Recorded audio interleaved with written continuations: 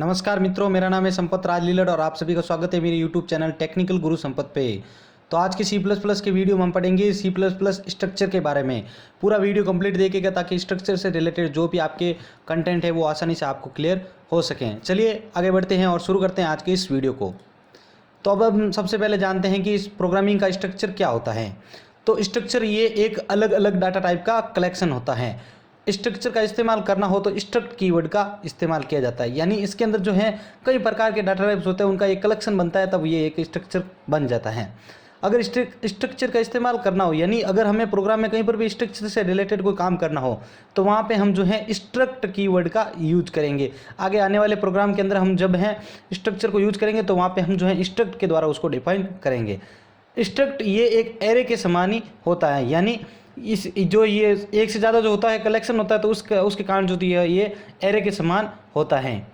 Array similar data types का collection होता है और स्ट्रक्चर डिफरेंट डाटा टाइप का कलेक्शन होता है, यानी इसके अंदर एक थोड़ा सा ही डिफरेंस है कि एरे जो होता है वो सिमिलर डाटा टाइप्स होते हैं ना, तो उनका कलेक्शन होता है, जैसे integer to integer, character to character, इस प्रकार से।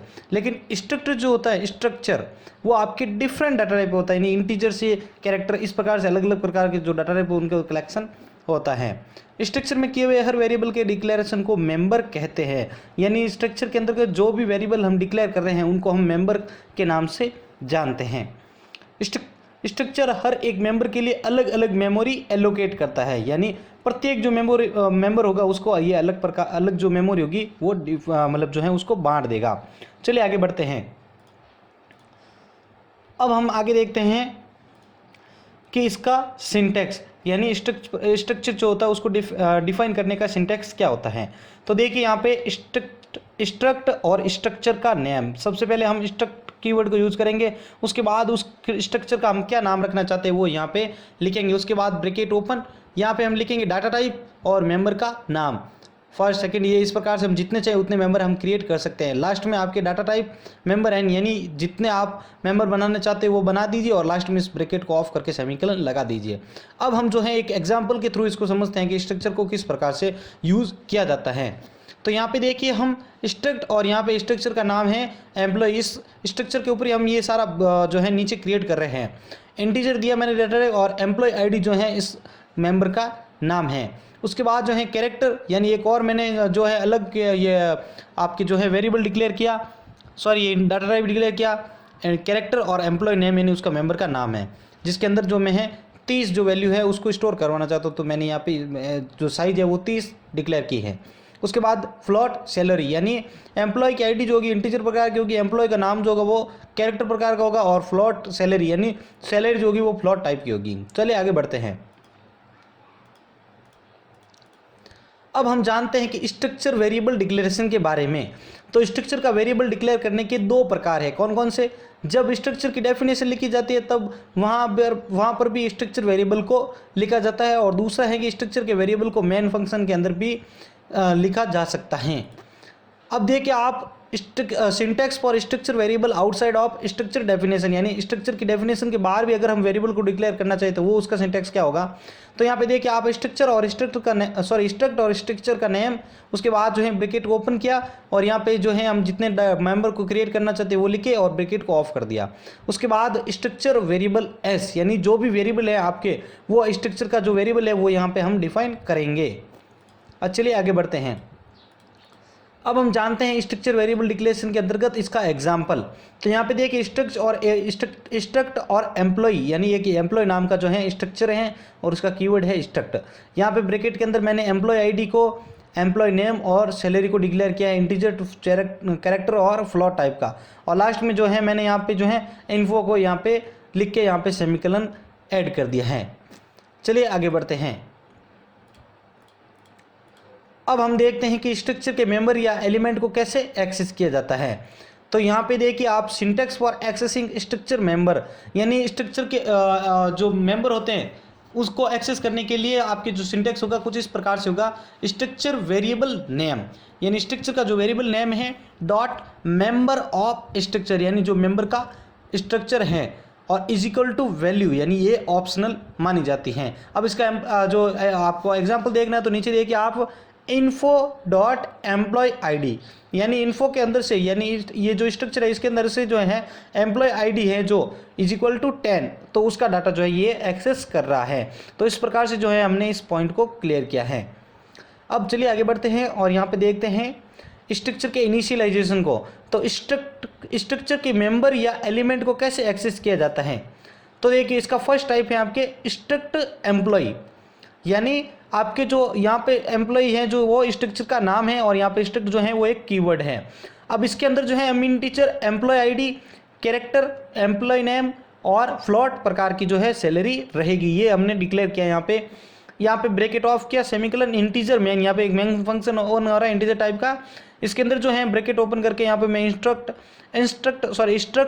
एम्प्लॉय इन्फो, यानी एम्प्लॉय की इन्फो को मैं यहाँ पे वापस स्ट्रक्चर का नाम डिक्लेयर कर रहा हूँ।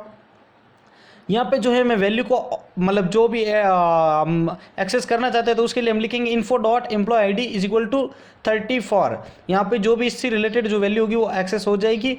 str कॉपी, आपने अगर ध्यान दिया होगा तो हमने कुछ पिछले एग्जाम्पल्स के अंदर देखा था, मतलब जो भी मैंने पिछले वीडियो अपलोड किए थे सी प्लस से रिलेटेड, तो वहाँ पे हमने str से रिलेटेड जो भी कमांड थे उसके बारे में देखा था।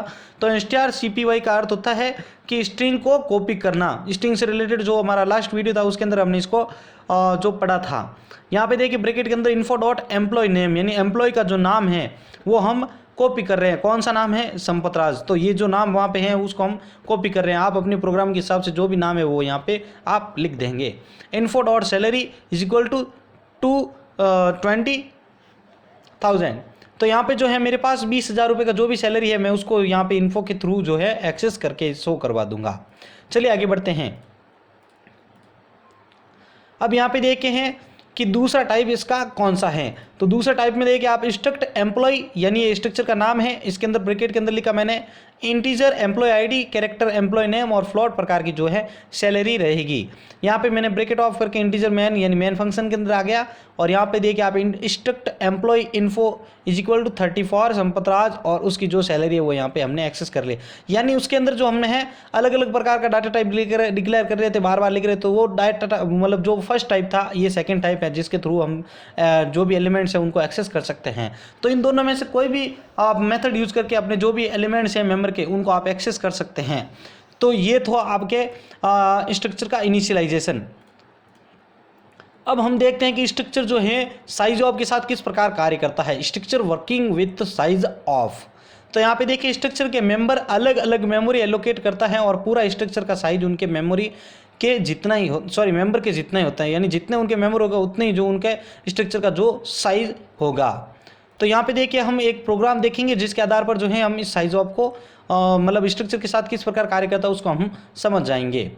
तो यहाँ पे देखिए मैं यहाँ पे मेरे पास एक प्रोग्राम है हैज़ इंक्लूड iostream.h और string.h, यानी स्ट्रिंग से रिलेटेड जो भी काम करने हैं तो उसके लिए मैंने यहाँ पे जो है string.h हेडर फाइल को इंक्लूड किया है। अब यहाँ पे देखिए आप यूजिंग नेम स्पेस एसटीडी और यहाँ पे जो है स्ट्रक्ट मैं किस प्रकार का बना रहा हूँ एम्प्लॉय, यानी एम्प्लॉय नेम है एम्प्लॉय जो है एक स्ट्रक्चर का नाम है। यहाँ पे देखिए आप employee ID, character employ name, यानी इंटीजर प्रकार की आईडी और कैरेक्टर प्रकार का उसका नाम रहेगा और सैलरी जो रहेगी वो फ्लोट टाइप की रहेगी। यहाँ पे मैंने मेन फंक्शन के अंदर आ गया मैं इंटीजर मैन, ब्रैकेट के अंदर मैं यहाँ पे स्ट्रक्चर एम्प्लॉय इन्फो, यानी एम्प्लॉय की इन्फॉर्मेशन जो है मैं उसको एक्सेस कर रहा हूँ। यहाँ पे ये स्ट्रक्चर का नाम है एम्प्लॉय इन्फो और स्ट्रक्ट एक कीवर्ड है। अब मैं प्रिंट क्या करवाना चाहता हूँ, cout size of employ ID is, और यहाँ पे size of info dot employ ID, यानी एम्प्लॉय आईडी की जो इन्फॉर्मेशन है वो साइज ऑफ के थ्रू मैं यहाँ पे एक्सेस कर रहा हूँ। इसी प्रकार जो है यहाँ पे देखिए आप साइज ऑफ एम्प्लॉय आईडी मैंने यहाँ पे कमेंट के थ्रू आपको समझाने की कोशिश की है। यहाँ पे एम्प्लॉय का नाम भी इस प्रकार से एक्सेस करूँगा, एम्प्लॉय का जो सैलरी है वो भी इस प्रकार से मैं शो करवाऊंगा और इस एम्प्लॉय का जो स्ट्रक्चर है इनको भी मैं इस प्रकार से साइज ऑफ के थ्रू जो है शो करवाऊंगा। तो इस प्रकार से जो है आप साइज ऑफ का यूज करके प्रोग्राम के आउटपुट के दौरान जो है आप उनकी इन्फॉर्मेशन को शो करवा सकते हैं। चलिए अब इस प्रोग्राम को अगर मैं जो है Ctrl+F9 के थ्रू यदि रन करता हूं तो आपकी स्क्रीन के ऊपर जो है कुछ इस प्रकार से जो है उसका आउटपुट शो होगा। तो देखिए size of employ ID is 4 byte, size of employ name is 20 byte, size of employ salary is 4 byte और size of employ structure is 28 byte. यानी आपने देखा होगा कि साइज ऑफ हम किस लिए यूज कर रहे हैं कि आपके जो भी जितना मेंबर का जो साइज है वो यहाँ पर या उस डाटा का जितना साइज है वो स्क्रीन के ऊपर हमें शो करवाना है। तो एम्प्लॉय की आईडी का जो साइज था वो हमने इंटीजर प्रकार का डिक्लेयर किया था, यानी 4 बाइट का आपके इंटीजर होता है। उसी प्रकार हमने कैरेक्टर यूज किया था वहाँ पे, तो वो 20 बाइट का हो गया। उसी प्रकार से जो है एम्प्लॉय की सैलरी फ्लोट का जो डाटा टाइप होता है उसका जो साइज होता है वो आपके 4 बाइट का होता है। और साइज ऑफ एम्प्लॉय स्ट्रक्चर यानी इस पूरे स्ट्रक्चर का साइज कितना है, तो 20 + 4 तो यहाँ पे टोटल इसका साइज हो जाएगा 28 बाइट। तो इस प्रकार से जो है हम इस प्रोग्राम को सॉल्व करेंगे। तो ये जो था आपके आज का वीडियो। अगर इस वीडियो के अंदर आपको कोई भी प्रकार की प्रॉब्लम आई है तो आप नीचे दिए गए कमेंट बॉक्स में जरूर लिखें। और अगर मेरे वीडियो आपको अच्छे लग रहे हैं, हेल्पफुल लग रहे हैं, तो इस चैनल को सब्सक्राइब करना ना भूलें। मैं संपत आपसे अलविदा लेता हूं। धन्यवाद।